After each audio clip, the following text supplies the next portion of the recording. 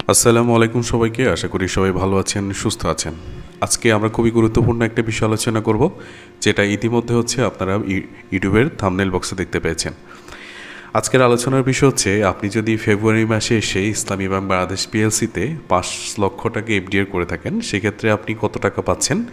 বিগত ভিডিওগুলোতে আমরা শুধুমাত্র ইসলামী ব্যাংকের ফিক্সড ডিপোজিটের একটি স্টেপ মাত্র দেখিয়েছি। আপনি আজকে চাইলে 5 লক্ষ টাকা 2টি স্টেপে টাকা জমা রাখতে পারেন।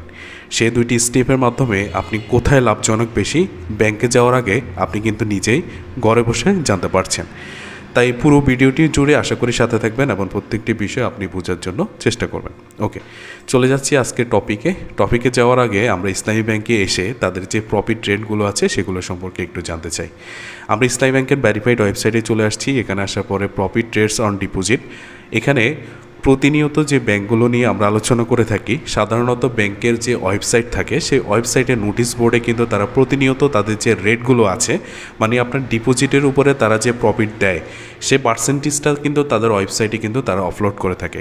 এই ক্ষেত্রে আমরা প্রত্যেকটি ব্যাংকের ওয়েবসাইট থেকে এই বিষয়গুলো কালেকশন করে থাকি। এবার যে ক্যালকুলেশনের বিষয়, অনেকে ক্যালকুলেশনটি পারেন না, বিধায় যে আমাদের ভিডিওগুলো দেখতে আসেন, সেটা আমরা জানি। তবে আপনাদেরকে ক্যালকুলেশন সহ এবং আমরা প্রত্যেকটা বিষয় কিন্তু কাজকে দেখাবো। এখানে প্রফিট রেটসে আসার পরে প্রফিট রেটস কত সেটা দেখতে পাচ্ছেন যে এখানে আমরা যে 2টি স্টেপগুলো আলোচনা করব। প্রথম স্টেপটা আপনি যদি তাদের এখানে মাসিক স্কিমে টাকা রাখেন, যেমন 5 লক্ষ টাকা আপনি 5 বছর বা 3 বছরের জন্য জমা রেখেছেন, এই ক্ষেত্রে আপনি প্রতি মাসে কত টাকা পাচ্ছেন সে বিষয়টি যদি দেখেন, এখানে তাদের একটা হিসাব দেওয়া আছে, Mudaraba monthly profit deposit scheme, এটার নাম MMPDS। এটাকেও আপনারা ফিক্সড ডিপোজিট হিসেবে চিনতে পারেন। এখানে দেখা যাচ্ছে যে তারা 2টি স্টেপে টাকা জমা রাখতেছে, একটা 5 বছর মেয়াদি আর একটা 3 বছর মেয়াদি। 5 বছর মেয়াদি তারা 11.11% দিচ্ছে এবং 3 বছর মেয়াদি 10.5% করে প্রফিট দিচ্ছে। আরেকটা বিষয় যদি আমরা দেখি একটু নিচে এসে, সেটা MTDR, যেটা আপনাকে এফডিআর বা ফিক্সড ডিপোজিট বলতে পারেন। এখানে তাদের অনেকগুলো মেয়াদি স্কিম রয়েছে, যেমন 1 মাস থেকে শুরু করে সর্বোচ্চ 3 বছর পর্যন্ত তাদের মেয়াদকাল রয়েছে। এই ক্ষেত্রে পার্শ্ববর্তী দেখতে পাচ্ছি 1 মাসের জন্য 5.25%, 3 মাসের জন্য 9.5%, 6 মাসের জন্য 9.80%, 1 বছরের জন্য 10%। এইভাবে করে কিন্তু তাদের প্রত্যেকটি মেয়াদি এখানে পার্শ্ববর্তীতে কিন্তু তাদের যে স্কিমের যে রেট, প্রফিট রেট আছে সেই রেটগুলো দেওয়া আছে। এখন এই রেটগুলো অনুযায়ী আপনি কত টাকা পাচ্ছেন, আমরা প্রথম স্টেপটা দেখব, MTDR। আপনি ব্যাংকে যাওয়ার পরে আপনি যেই স্কিমটা আপনার পছন্দ, এখান থেকে সেই স্কিম সম্পর্কে বলতে হবে। আপনার যদি MTDR পছন্দ হয়ে থাকে, যেমন মুদারাবা টার্ম ডিপোজিট, এটাকে ইসলামী ব্যাংক কর্তৃপক্ষ MTDR বলে থাকে, আপনি যদিও আপনি এফডিআর বা ফিক্সড ডিপোজিট নামে চিনেন।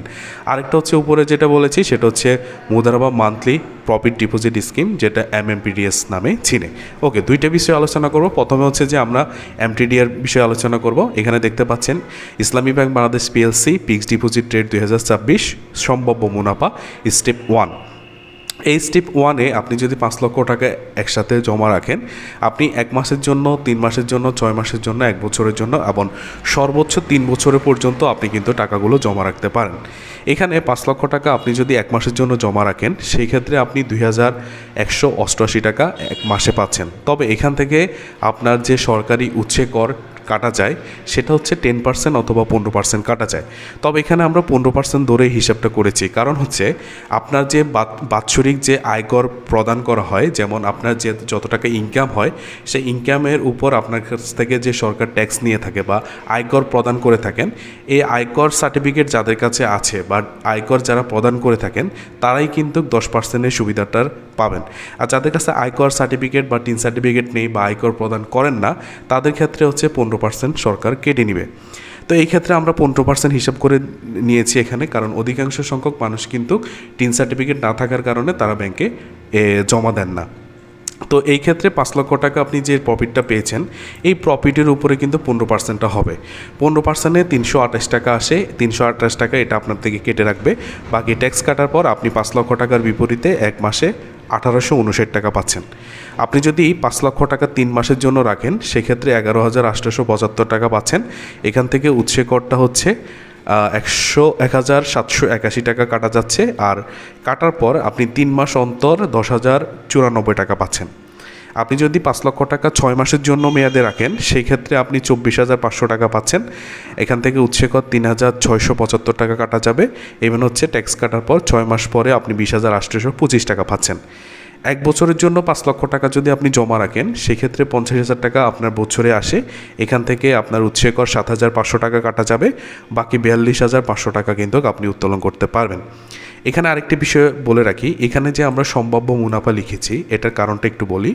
এখানে যে পার্সেন্টেজগুলো আমরা হিসাব করে আমরা যে রেটগুলো বের করেছি এই রেটগুলো কিন্তু পরবর্তী সময় একরকম নাও থাকতে পারে, কারণ ইসলামী শরিয়া বেসের যে ব্যাঙ্কগুলো আছে তারা কিন্তু তাদের যে বিজনেস পলিসি আছে বা তাদের যে বিজনেসের বিভিন্ন বিষয় আছে সেগুলো তারা কিন্তু ব্যবসায়ের পরিপ্রেক্ষিতে কিন্তু তাদের এখানে পার্সেন্টেজগুলো তারা কিন্তু পরিবর্তন করে থাকে। সেই সুবাদে এটা যদি পরিবর্তন হয়ে থাকে সেই ক্ষেত্রে কিন্তু এখানে আমাদের যে রেটগুলো বের করেছি বা যে হিসাবটি ক্যালকুলেশন করেছি এটা আপনাদের সাথে পরবর্তী সময় নাও মিলতে পারে। তবে বর্তমান যে রেট আছে সেই রেট অনুযায়ী কিন্তু আমরা বর্তমানে হিসাবটা ক্যালকুলেশন করেছি। নিচে আমরা একটা নোট লিখেছি, সেটা হচ্ছে মুনাফার রেট পরিবর্তন হলে আপনার লাভের পরিমাণ পরিবর্তন হবে এবং ব্যাংকগুলোর রেট সবসময় এক থাকে না, তাই নতুন আপডেটের বিষয়ে বিস্তারিত আপনাকে জেনে নিতে হবে। এটা ছিল ইসলামী ব্যাংকের ফিক্সড ডিপোজিটের এক নম্বর স্কিম। এখানে এই পর্যায়ে যদি আপনি টাকা রাখেন সেক্ষেত্রে আপনি 36 মানে 1 মাস থেকে 36 মাস পর্যন্ত আপনি টাকাগুলো জমা রাখতে পারবেন। এবার হচ্ছে স্টেপ নম্বর 2, আপনি যদি স্টেপ নম্বর 2তে টাকা রাখেন সেক্ষেত্রে কীভাবে রাখবেন। আমরা এখানে লিখেছি ইসলামী ব্যাংক বাংলাদেশ পিএলসি MMPDS যারা মাসিক স্কিমে টাকা জমা রাখতে চান, যেমন আপনি 5 লক্ষ টাকা এককালীন জমা রেখে প্রতি মাসে আপনি লাভ নিতে চান, সেই ক্ষেত্রে এটা হচ্ছে স্টেপ নম্বর 2। তো এখানে 5 লক্ষ টাকা আপনি যদি রাখেন সেক্ষেত্রে 3 বছর মেয়াদের জন্য যদি আপনি রাখেন তাহলে উৎসে কর কাটার পরে আপনি 3,719 টাকা পাচ্ছেন। তার মানে হচ্ছে বোঝা যাচ্ছে যে আপনি 5 লক্ষ টাকা ইসলামী ব্যাংকে 3 বছর মেয়াদি রাখলে আপনি প্রতি মাসে 4,375 টাকা পাচ্ছেন। তবে এখান থেকে উৎসে কর যেটা আমরা পূর্ববর্তী সময়ে আলোচনা করেছি উৎসে করের বিষয়টি, উৎসে কর কাটা যাবে 656 টাকা, বাকি প্রতি মাসে যে আপনি মুনাফা উত্তোলন করতে পারবেন 3,719 টাকা। এবার আপনি যদি 5 লক্ষ টাকা 5 বছর মেয়াদির জন্য রাখেন মানে 5 বছরের জন্য জমা রাখেন, প্রতি মাসে আপনি 4,792 টাকা পাচ্ছেন আর উৎসে কর কাটা যাবে 719 টাকা, বাকি টাকা আপনি হাতে পাচ্ছেন 4,073 টাকা। এই টাকাগুলো কিন্তু আপনি উত্তোলন করে নিতে পারবেন প্রতি মাসে। এখানে যে স্কিমটি দেখিয়েছি মূলত এটা কিন্তু প্রতি মাসের স্কিম। এখানে কিছু প্রশ্ন আপনাদেরকে বলি, যে প্রশ্নটা হচ্ছে যে অনেকে বলতে পারেন 5 বছরের জন্য আমি যদি এফডিআরটি করি বা ফিক্সড ডিপোজিট টাকাটা রাখি, আমার যদি 3 বছর বা 2 বছর মাথা টাকা প্রয়োজন হয় সেক্ষেত্রে আপনি ভাঙতে পারবেন কি না।